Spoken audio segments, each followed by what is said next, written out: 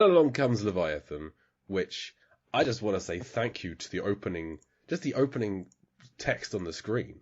This film opens with a little caption saying 16,000 feet deep.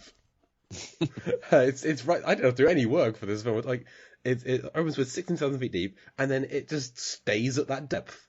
They don't go deeper. They don't go they go like a story deeper, like a little bit here and there.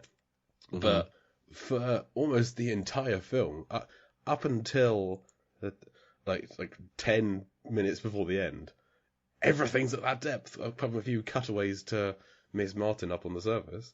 So average depth is 14,700 feet deep.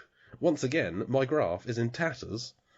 It just extended further and further and further. I've got the first 8 films we covered, straight line. They're all just on the set. There is no differentiating between them. Then we've got a big jump up for Cliffhanger, because that's up in the air. We've got a little tight... What was a big step down for The Abyss is now, like, practically nothing. The Abyss, on average, is at like 3,000 feet deep. Who cares? And then it's Aquaman, big jump down. And then sizable jump down from that one down to Leviathan.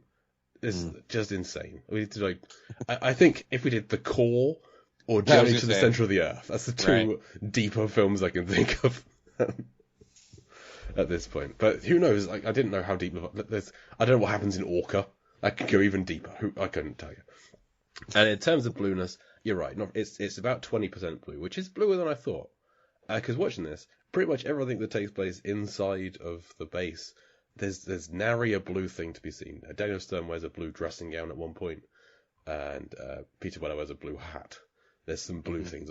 Whenever anyone's using a computer, there tend to be like a little bit of blue on the computer, but not a lot. But everything that takes place in the water is completely blue, 100% blue. So it gains a lot of points there. So 20% blue, minus 14,000. Yeah, I just remember the beginning is they're kind of descending. It's very like tropically blue.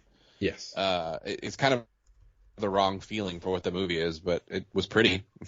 So if wondering, it's minus 2 3/4 miles deep. Wow. It's a fair old way. I don't think we're going to get any deeper than that. Right. Because they're drilling at 16,000 feet is basically 3 miles deep, which, no thank you. Ugh. Yeah, so that's Leviathan, available on YouTube. Check it out. It's I had fun. I'm glad I watched it. Thank you for suggesting it. Yeah, no worries. The other film that you've potentially recommended looks worse, but we'll see. Virus, yeah. I haven't seen it. I haven't found it yet. Maybe it's for the best. I don't know. We'll see. But thank you for coming on to talk about it. Did you have anything to plug? Where can the listeners find you? I mean, 2theescapehutch.com is still active. A lot of the And Movies for All episodes are still on really just Apple Podcasts.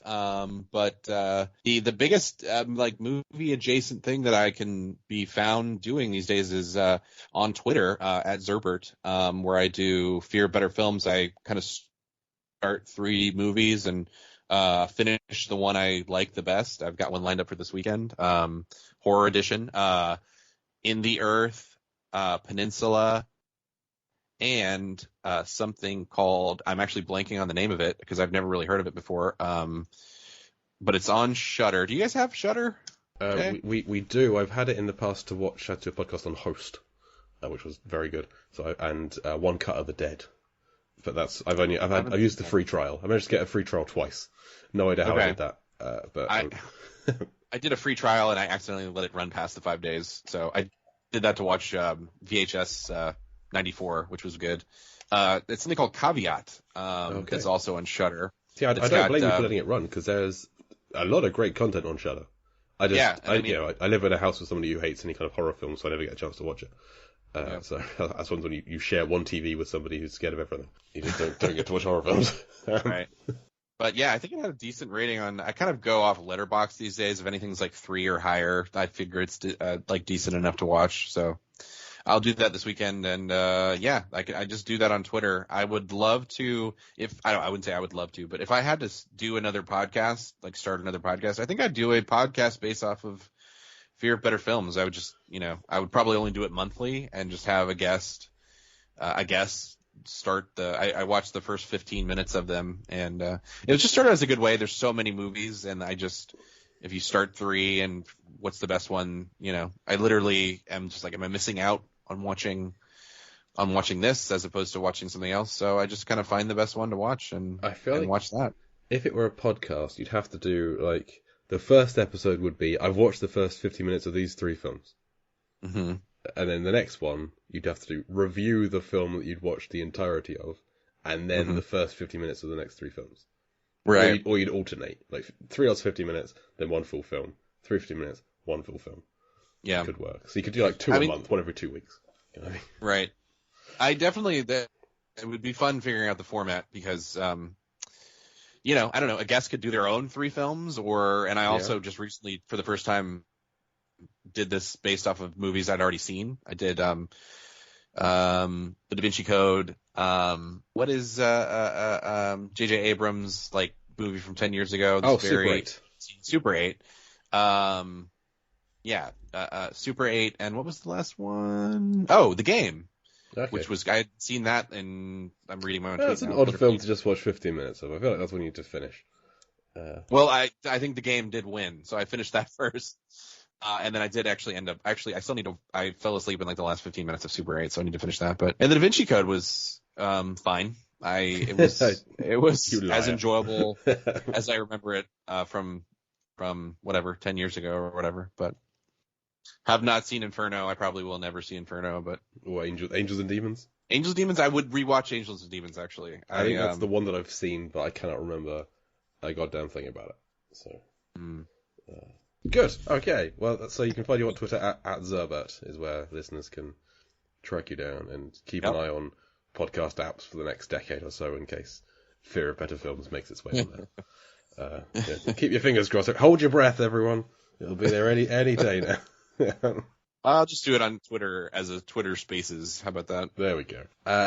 So listeners, you can follow this podcast on Facebook, Twitter, and Instagram at Deep Blue Sea Pod, or email us deepblueseapod@gmail.com if you have any ideas for other Deep Blue Sea adjacent films we should cover in the future.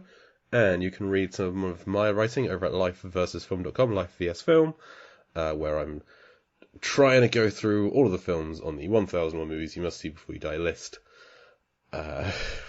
1 film a year. I don't know. It's a very slow process at the moment. Kind of fallen off. I'm trying to get back on that horse. I can't even manage the monthly posts of other little films I've watched, but I'm getting there. It's going to be fine. And then you can hear me over on the Lambcast once a month, which is the official podcast of the large association of movie blogs, The Lamb, largeassmovieblogs.com. Huge collection of online movie blogs. I am the current shepherd of The Lamb. So I'm once a month on the Lambcast doing a movie trivia podcast called Lampardy, based on Jeopardy. Always a fun time. Robert was on fairly recently. He was on last month. Mm-hmm. And I'm actually a guest on the Lambcast proper this week. Last week, when this comes out, talking about No Time to Die. New Bond film finally came out. The current host of Lambcast, Richard, and I have a long history of Bond films. When I was hosting, which I did for 7 years, I think, the plan was No Time to Die would come out, and that would be my final show, and I would retire from Lambcast after that. And then it got delayed for 2 years, and I stayed on for another 1. Just kept on dragging. Anyway, we have a history. It finally came out. I had to come and talk about it, and that was done over there. So go listen to that. It's a very, very fun show. And you can check out Mark's stuff, moviesfilmsandflix.com, movies, films, and FLIX for all of his things. So thank you again, Robert, for joining us for Leviathan. Thank you. Say bye, mother. Again, you're just adding editing work. It's a family-friendly podcast. I've got to believe every time. It's fine.